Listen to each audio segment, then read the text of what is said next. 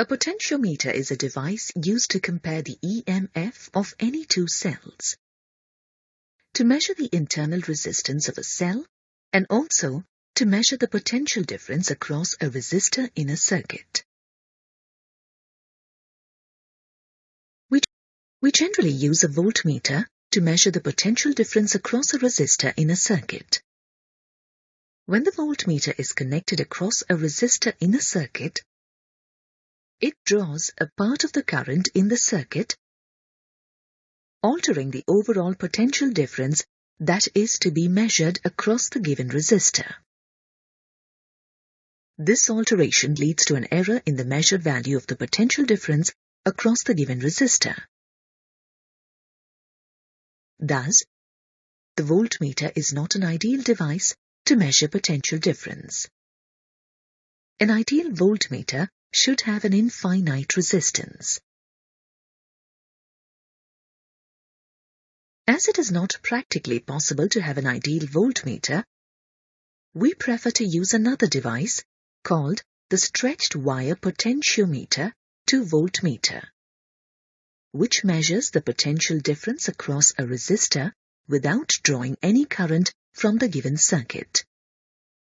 We refer to the stretched wire potentiometer as a potentiometer in our context. To understand the principle of a potentiometer, we take a simple circuit where two cells with EMF, E1 and E2 are connected in a loop such that their positive terminals are joined and negative terminals are joined by connecting wires. A galvanometer G is connected in series in the circuit as shown. If the value of E1 is greater than that of E2, the net EMF is E1 minus E2, and hence the current in the loop is in the direction of the current due to E1. This can be observed by the deflection of the galvanometer needle in a direction. In case the value of E1 is less than that of E2, the net EMF is E2 minus E1, and hence the current in the circuit is in the direction of the current due to E2. Now, the deflection of the galvanometer needle is opposite to that in the earlier case. In case the value of E1 is equal to that of E2, then the net EMF is 0, and hence the current in the circuit is 0. This can be confirmed by the zero deflection of the galvanometer needle. In this situation, the potential at the negative terminals of both cells is equal. Also, the potential at the positive terminals of both cells is equal. Hence, the current in the circuit is 0 and the circuit is called a balanced circuit. Now let us learn about the potentiometer. A potentiometer consists of a long wire of about 10 meters in length, with a uniform cross-sectional area fixed to a wooden board. This is usually done with separate pieces of wire of 1 meter each, fixed parallel to each other to the board, with endpoints connected by copper strips so that the combination acts as a single stretched wire. The endpoints of the wire, say A and B, are connected to a primary circuit consisting of a battery, B, a plug key, K, and a rheostat, RH. Here is the circuit diagram of the circuit we have just described. The end A of the potentiometer wire is connected to the positive terminal of the battery. The end B is connected to the rheostat. When the key is pressed, let I be the constant current in the potentiometer wire along A to B. Thus, the potential gradually decreases from A to B. Let V0 be the potential drop across AB set up by the circuit. According to Ohm's law, the potential drop V0 is equal to I into R, where R is the resistance of the wire.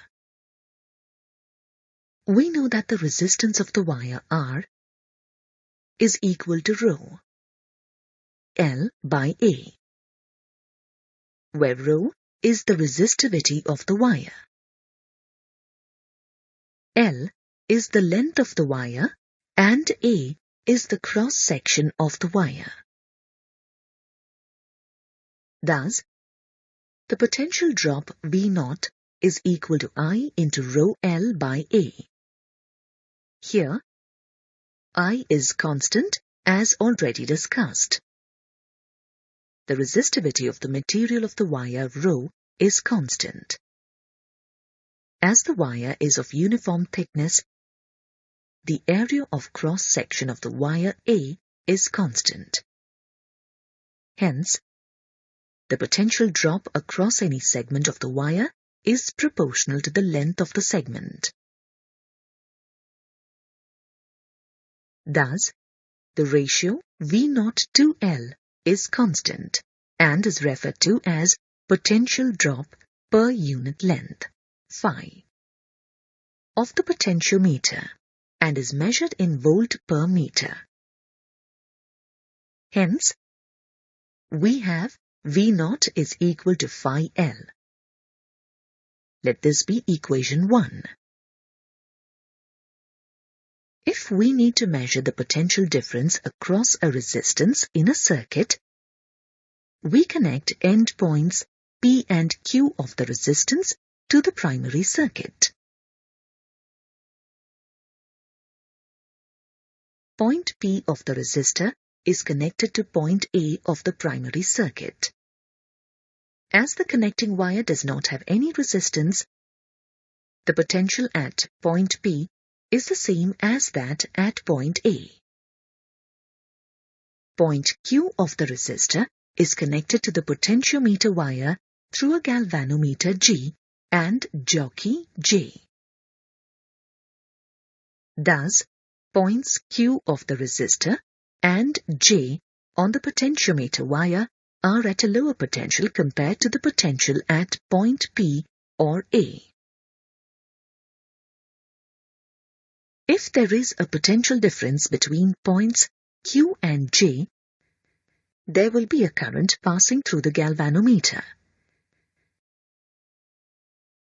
Contact is made on the potentiometer wire using the jockey, which is pressed at various points on the potentiometer wire. In this process of making contact at various points on the wire, we come across a point S on it, such that the potential at that point is the same as the potential at point Q. Hence, the circuit comprising points A, S, Q, and P is in a balanced state and the current in the galvanometer is 0. This circuit is also referred to as a secondary circuit. If L is the length of the potentiometer wire between points A and S, and V is the potential drop across the resistor, then the potential drop across AS is also V. The length L is referred to as the balancing length of the potentiometer wire. The ratio V to L is phi, and hence V is equal to phi L. Let this be equation 2. Dividing equation 2 by equation 1 and simplifying, we get V is equal to V naught into L by L. Let this be equation 3. To find the value of V, we need to know the value of V naught. To find the value of V naught, the resistor in the secondary circuit can be replaced by a cell whose EMF E naught is known. Then, contact is made using the jockey at different points on potentiometer wire till a balancing length L naught is obtained. Note that there is no current passing through the cell when the circuit is balanced. Hence, the EMF of the cell is equal to the potential difference across its terminals. In this case, we get E naught is equal to phi into L naught. Let this be equation 4. Dividing equation 1 by equation 4 and simplifying, we get V naught is equal to E naught into L by L naught. Let this be equation 5. This process of finding V naught is called calibration of the potentiometer. Substituting equation 5 in 3 and simplifying, we get V is equal to E naught into L by L naught. Let this be equation 6. To compare the EMF of two cells with EMF as E1 and E2, they are connected in a secondary circuit separately, one after the other, and the corresponding balancing length of the potentiometer wire for each cell is found. Let L1 be the balancing length for the cell of EMF E1, and L2 be the balancing length for the cell of EMF E2. Then, we get E1 is equal to phi L1 and E2 is equal to phi L2. Thus, the ratio E1 to E2 is equal to the ratio L1 to L2. Let this be equation 7. This equation shows the comparison of the EMF of the two given cells.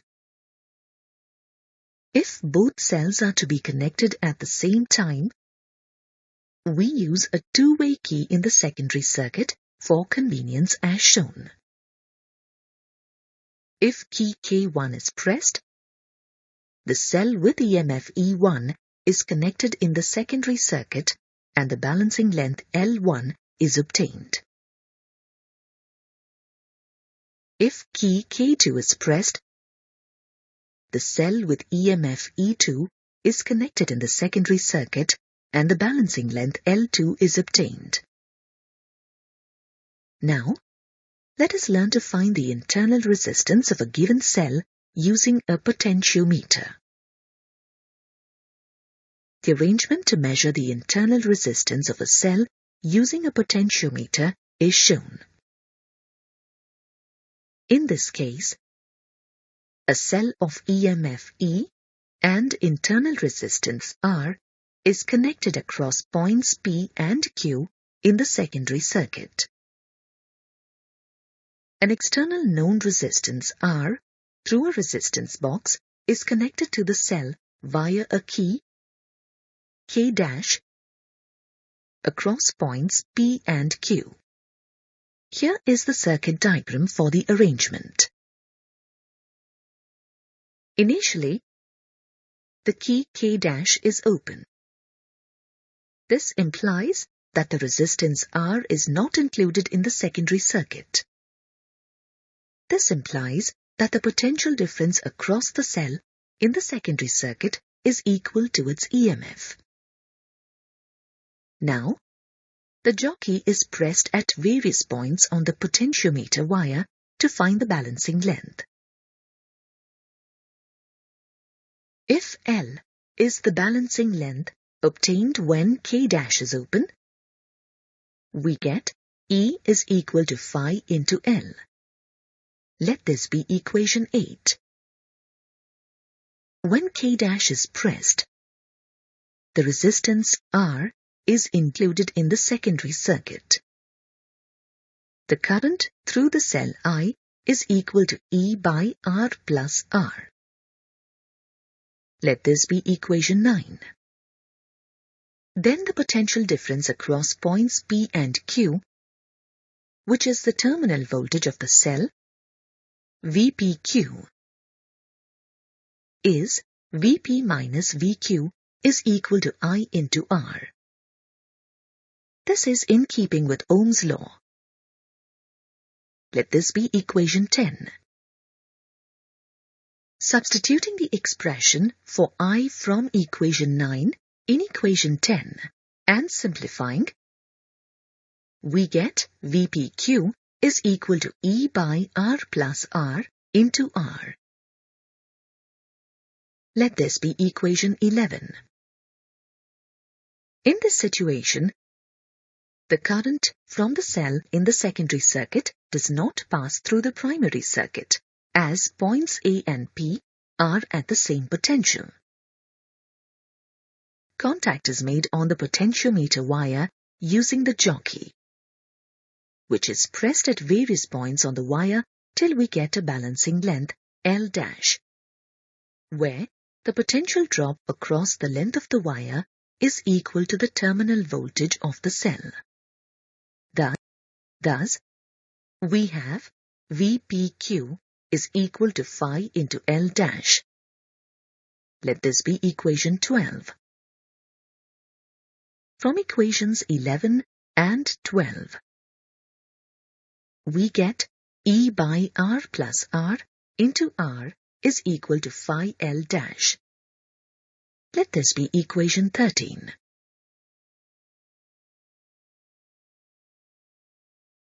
Dividing equation 8 by equation 13 and simplifying,